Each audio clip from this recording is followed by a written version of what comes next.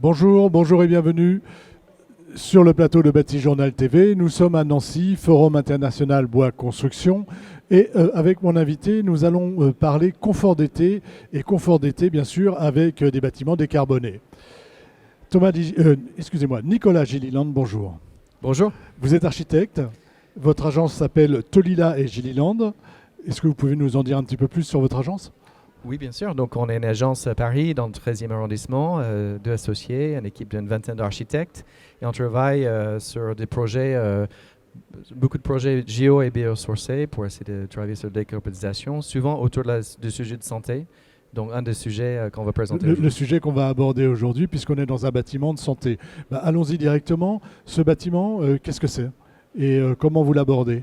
Alors, il s'agit d'un centre spécialisé de traitement en addictologie, donc pour les personnes avec des problèmes d'addiction de drogue et d'alcool. Il accueille une pharmacie, un hôpital de jour, mais aussi des ateliers thérapeutiques. Donc, en fait, des ateliers de céramique, de boiserie, d'écriture. Et donc, c'est un programme assez modulaire qui doit répondre à des changements dans le temps. Et qu'on a pu développer cette programmation avec les médecins traitants et avec les utilisateurs. Donc un grand bâtiment, hein, plusieurs espaces, des espaces différents. Au niveau des choix, on va dire, architecturaux, comment vous travaillez le bâtiment ? Alors, et après, on parlera confort d'été. Ne me parlez pas tout de suite confort d'été. Oui, bien sûr. En fait, donc, comme je disais, c'était vraiment un échange avec les médecins par rapport à leur démarche, avec plusieurs programmes qui doivent vivre ensemble. Donc déjà, il y a une approche qui voulait minimiser l'impact sur le site. Donc on cherche une compacité de travailler avec la topographie existante, de venir s'insérer sans faire trop de travail de terrain, de vraiment utiliser en fait les atouts de ces terrains assez magnifiques au bord de la Seine. Ensuite, on a choisi, parce que c'est un site qui est très ouvert avec les patients qui sont souvent dehors, et donc on a choisi de créer une sorte de rue intérieure, qui est une espèce de désembellation, une sorte de refuge aussi, un espace bioclimatique, et ça va ouvrir sur la question de confort d'été, mais pas que. C'est un espace d'usage non programmé, disponible, qui peuvent se prêter à différents usages qui n'étaient pas forcément imaginés au début, mais qui se présentent aujourd'hui. Voilà, c'est un espace qu'on s'approprie au fur et à mesure de la vie du bâtiment, en fait. C'est ça l'idée. Ouais. Avec les différentes personnes, soignants ou patients. Tout à fait.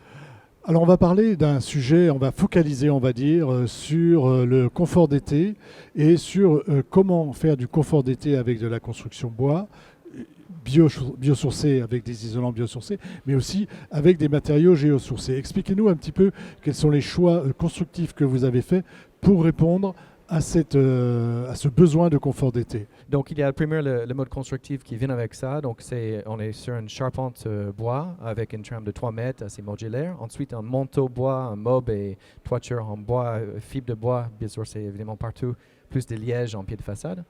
Donc, on a un bon déphasage qui est travaillé depuis là. Et puis, ensuite, on va travailler sur deux aspects. Il y a une partie architecturale qui est un espace bioclimatique, cette rue intérieure qui traverse le bâtiment, qui fait 4,50 m de large, qui est une sorte de poumon qui permet, dans cet espace refuge, de ventiler naturellement les locaux à travers cet espace central qui n'est ni climatisé ni chauffé. Et donc, ça partit vraiment à l'approche passive des espaces. Voilà, le brassage d'air se fait à travers cette rue intérieure. À travers cette rue intérieure. C'est-à-dire qu'il y a des prises d'air dans les façades. Oui. Parce que vous travaillez, j'imagine, en free cooling la nuit. Tout à fait. C'est ça. Donc, comment ça se passe très concrètement ? Donc, effectivement, enfin, déjà dans les pièces, on travaille. Il y a donc le plancher béton et de briques de terre crue ou de l'enduit de terre qui nous aident avec l'inertie pour stocker, essayer de traiter, essayer de lisser les pics de chaleur, le déphasage aussi dont on a parlé. Et puis effectivement, il y a des ouvrants en façade manuelle, sur les basculantes et ouvrantes, et aussi des parties en clair-estoire, en partie haute, des fenêtres de côté couloir qui peuvent être ouvertes manuellement. Et puis dans l'intérieur, il y a des ouvertures en partie haute qui sont automatiques, qui travaillent donc la nuit pour ouvrir, pour ventiler toute en partie nocturne.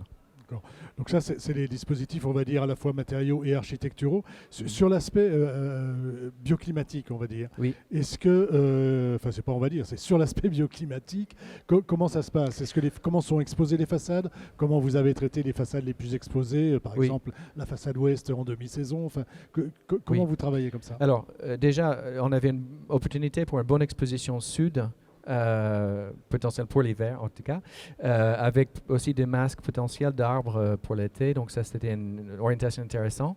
On a travaillé vraiment pour minimiser les apports en été, vraiment avec une étude assez fine de lumière de jour, mais aussi des apports pour justement en hiver faire venir ces calories et venir Davantage de chauffer. calories et Tout de à fait. lumière. Et puis en été, de se protéger avec un système qu'on voit en fait à travers les images là, un système de caillebotis qui viennent abriter la façade sud de toute lumière directe, qui viennent couper, mais juste le milieu pour avoir vraiment des vues dégagées sur la Seine et dans cette parc et de connecter aussi à la nature dans laquelle il s'inscrit le projet. Donc là, on a vraiment un dispositif. On va dire le dispositif pour être confortable en été, il faut que ce soit de l'architecture, il faut que ce soit des matériaux et il faut que ce soit de la ventilation. C'est ça en gros. C'est quoi le C'est triptyque ça. gagnant Il y a du aussi, confort d'été? on peut dire aussi qu'il y a un travail sur les apports intérieurs aussi. Il y a un travail de cartographie d'usage qui a été fait assez tôt dans le projet pour essayer de placer en fait les locaux qui ont le plus de charges, le plus d'occupation dans le partie est de la façade, plutôt moins d'occupation à l'ouest. Il y a des organisations comme ça qui sont venues assez tôt pour essayer aussi de minimiser les charges de calories qu'on crée à l'intérieur du bâtiment. C'est-à-dire que quand on a plus de monde, on essaie de les mettre à l'est ou au nord. À l'ombre, tout à fait. Et voilà, donc ça c'est l'un des premières parties. Déjà, dès la programmation, on commence à faire une sorte de cartographie des espaces comme ça pour minimiser déjà les apports intérieurs. Après, effectivement, c'est un travail sur la ventilation naturelle, sur une maîtrise, un rapport d'inertie avec le déphasage, et puis la ventilation qui va évacuer ça.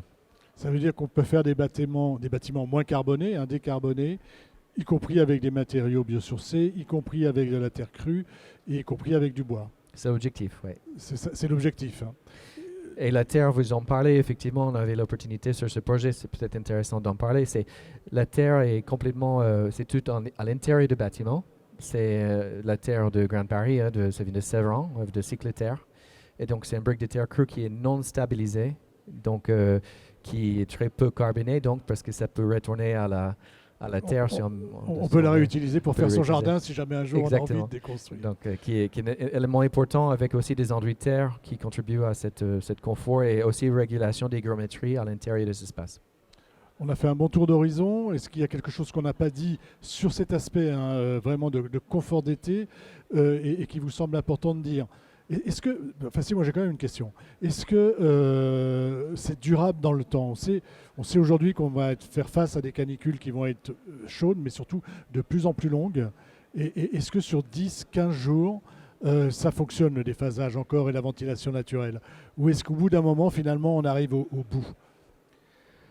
En tout cas, c'est le but. On essaie de pousser le plus loin possible. Notre retour d'expérience, parce que le bâtiment a été livré il y a plus d'un an avec les canicules de cet été, le bâtiment était en usage et on a constaté qu'on était bien dedans. En fait, justement, ça a réussi avec les fricoulines à respirer la nuit et le déphasage en fin de journée, que ça marchait, ça a porté ses fruits en tout cas. Ça fonctionne. C'est notre retour. C'est votre dernier mot ou il y a quelque chose d'autre à ajouter? C'est parfait. C'est parfait. Eh bien, écoutez, merci d'être venu sur le plateau de Bâti-Journal TV nous parler de ce bâtiment et de la façon en fait de donner, d'apporter du confort d'été aux usagers avec des bâtiments biosourcés. Une émission, un temps d'échange à retrouver sur notre site internet Bâti-Journal TV, sur les sites de nos partenaires que sont le Forum International Bois Construction et France Bois Forêt. Merci à vous. Merci.